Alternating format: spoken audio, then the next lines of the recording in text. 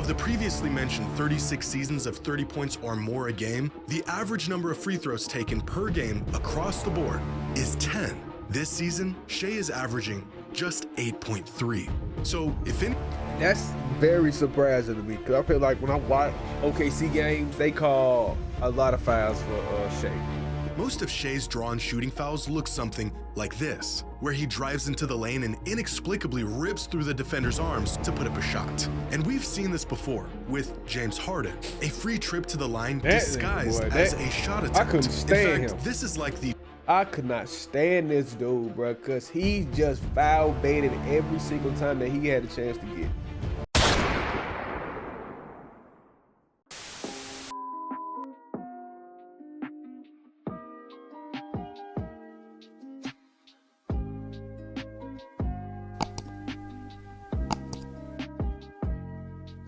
Yo, what it is, what it ain't, YouTube. It's your boy, MJT Reacts, coming at you with another banger video, man. Let's get it, let's go.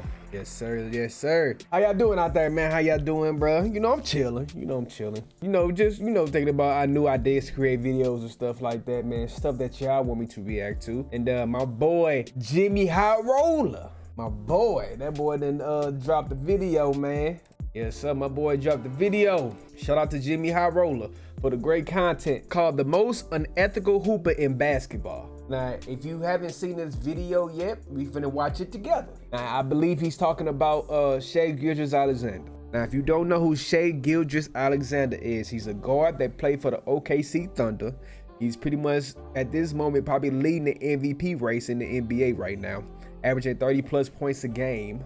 Like 5-6 assists, steals, 6 rebounds, 2 steals, 6 rebounds, all that. I don't know. It's like I'm just, throwing numbers out there because I know he's pretty close to them type numbers. He's been dominating. The OKC Thunder is currently #1 in the Western Conference as far as record-wise, and probably #1 in the NBA at this moment.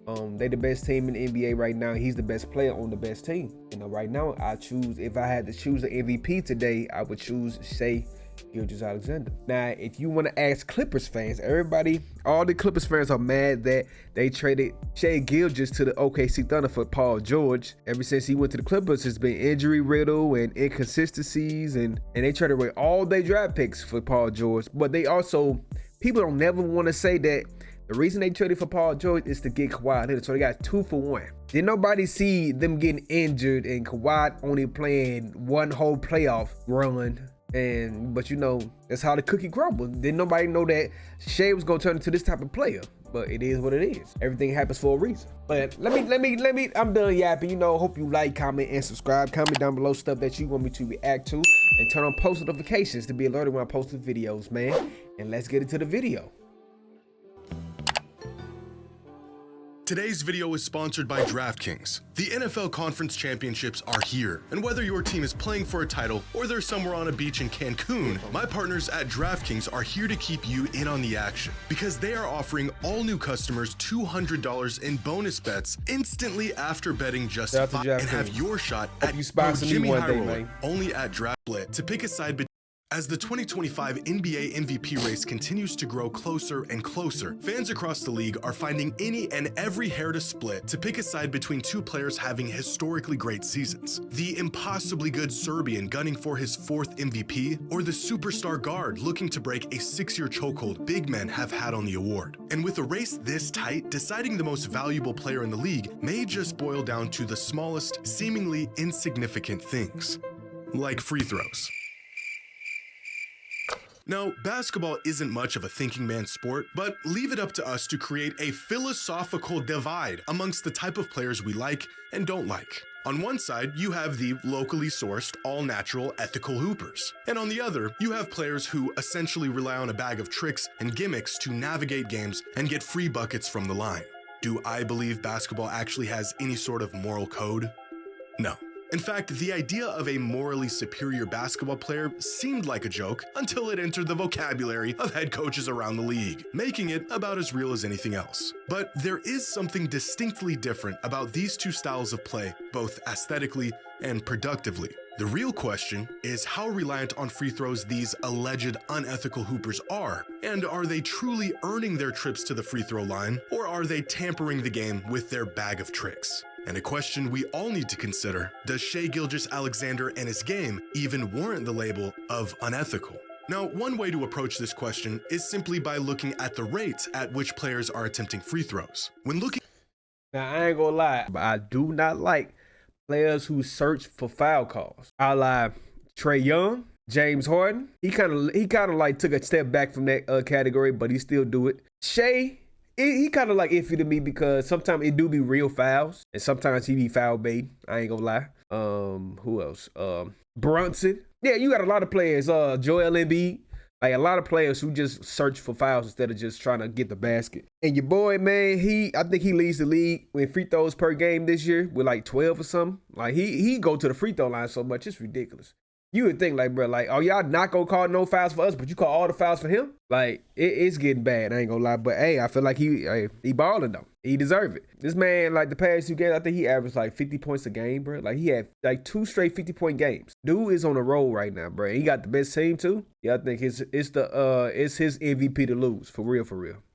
Looking at a metric like free throw attempts per field goal attempt, SGA ranks 24th among all players this season, behind players like Trae Young, Damian Lillard, Anthony Davis, Giannis, and even an aging James Harden, who was able to escape the claims of foul baiting and stat padding years ago. So just purely looking at the rate at which players are drawing fouls, SGA isn't doing anything out of the ordinary. But to better understand Shai's scoring profile, we need to look at the kinds of fouls Shai draws and where they're coming from. Most shooting fouls don't happen out here, they happen in here. Players that stay aggressive and drive the ball more tend to put more pressure on the defense and draw more fouls. This is why a player like Dwayne Wade, for example, who spent his prime years attempting 10 free throws a game, was never associated with any foul hunting. He earned his free throws. This season, the player who drives to the basket far more than anyone else in the entire league is Shai.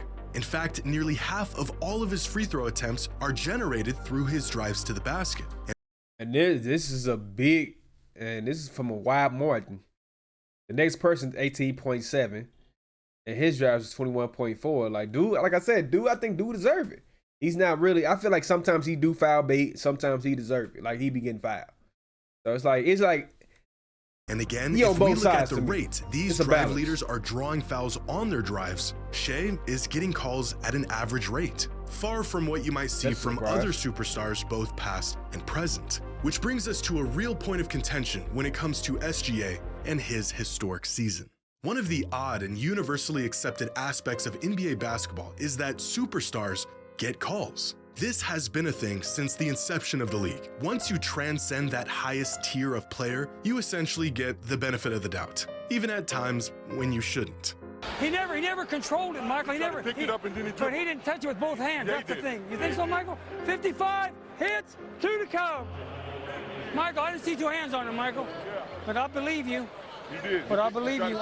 We know this, and we accept it. And Shai is a superstar, except he hasn't consistently gotten these phantom superstar calls this season. Since the introduction of tracking data back in 1996, there have been 36 instances of a player averaging at least 30 points per game for a season. And when ranking these 36 individual seasons according to free throw rates, SGA this season ranks 26th, behind guards like Harden, Wade, Iverson, and Luka. But again, most shooting fouls should come from shots taken in the paint or around the rim. Of course, players do get clipped on threes and long jumpers and draw fouls by other means, but really it's getting downhill that tends to generate trips to the line. And specifically among guards, Shai gets into the paint and attempts more shots from inside than any other prolific scorer since the introduction of tracking data. This season, Shai is attempting nearly 54% of all of his shots from within 10 feet of the basket. Meanwhile, players like Kobe, Iverson, Luka, Harden, and Dame all have multiple seasons where they weren't getting into the paint nearly as much and still yielded far more trips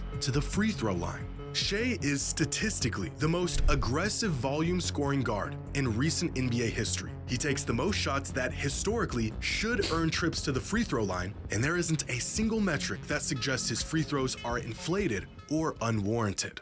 Of the previously mentioned 36 seasons of 30 points or more a game, the average number of free throws taken per game across the board is 10. This season, Shai is averaging just 8.3. So if any...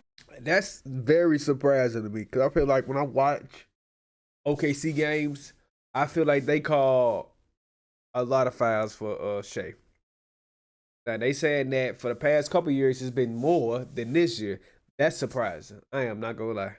I thought he'd go to the line way more. Anything, considering his usage and his play style, Shai is actually not getting enough calls.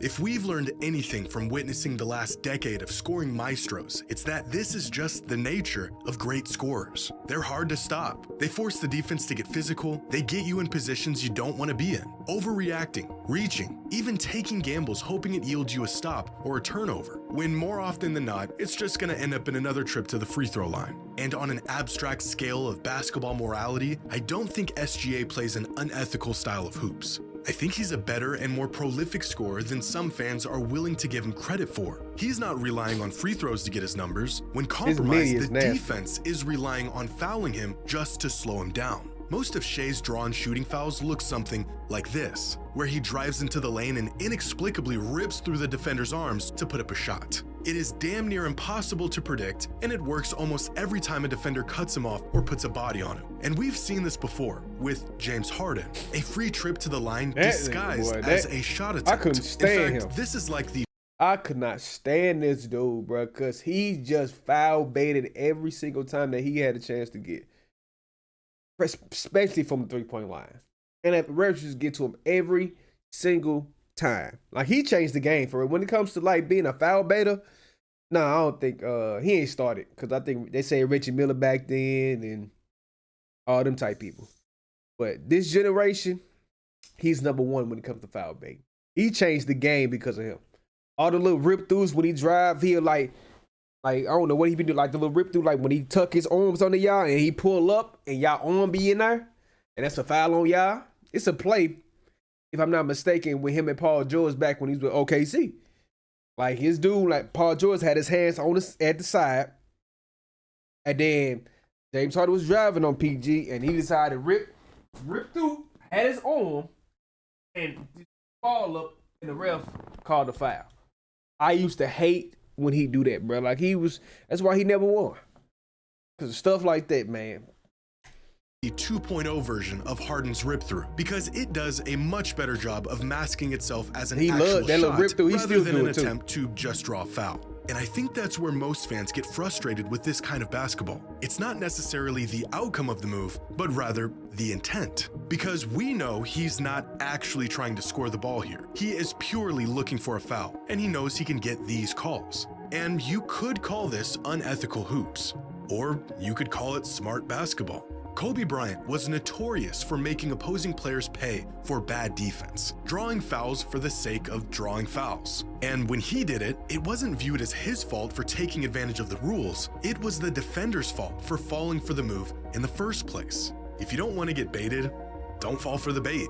You reach, I teach, as some half-decent basketball player once said. Take this play here, where he gets the defense on his hip, out of position, and reaching in to disrupt the shot. Now, Shai is baiting the foul here, and he's going to get it every time, because he already beat the defense 3 steps ago. Or this play here, where Shai has a 7-footer in a mismatch, feeds him the bait, and Markkanen falls for it, leading to the shooting That's foul bait. Some fans may say this is an act of basketball sin, intentionally jumping into the defender instead of just pulling up off the step back. But I don't see it that way. You've got a 7-footer on an island with no help guarding the league's leading scorer, and you leave your feet on a pump fake. Shai isn't playing unethical hoops. He's taking advantage of bad defense. All the great scorers knew this, and they all took advantage of it. As much as we resented the tricks James Harden would deploy throughout his prime scoring years, it's worth asking the question, was it the foul baiting and free throws that allowed him to be the scorer he was? Or was he such a great scorer that he could bend the defense to his will whenever he wanted to? Same thing goes for a player like Joel Embiid. If the gimmicks added an extra 10% to his production, would we concede that he was in fact a historic scorer, even if he had 90% of the production, but he did it ethically? Among high-volume scorers of this century, players who averaged at least 30 points per game since 2000, according to this idea of honest scoring, 2016 Stephen Curry would be the most ethical scorer, averaging 30 points per game with just 5 free throw attempts. Steph don't get enough foul calls to me. He be getting hacked too, but they don't never call it though. I guess because he's only he's known as a shooter and he don't take it to the rim like that. But when he take it to the rim, a lot of times he do get fouled, but they don't call it though. I ain't gonna fake it. And on a scale of free throw reliance, 2025 Shea is far closer to Steph than he is to countless other all-time great scoring seasons. If SGA's game falls into the category of unethical hooper, then so does Kobe's and Luka's and Dame's and Iverson's and Durant's and all of our favorite all-time great scorers. It is an unfair label on one of the best individual seasons in recent NBA history, and it is objectively not true. And if none of that changed your mind, then maybe this will. Here is every single season in modern NBA history where a player averaged at least 25 points per game. 354 individual seasons since 1980. And they are graphed in terms of scoring average and free throw attempts per game. The further right a player is, the more free throws they attempted. The further up a player is, the more points they averaged. So way off to the right are the seasons of all-time high free throw attempts, and where you'll find most historic scoring seasons, like some Embiid seasons, some LeBron seasons, Jordan's highest scoring seasons, Luka, Harden, Shaq. Even the pure bucket getters like Durant and McGrady often found themselves at the line during the peak of their powers. So where does Shea's 2025 season land? It's right here.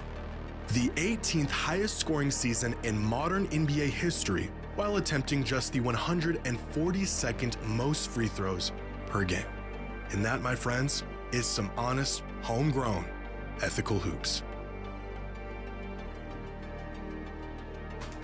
I ain't gonna lie, that's definitely a surprise. That is definitely a surprise.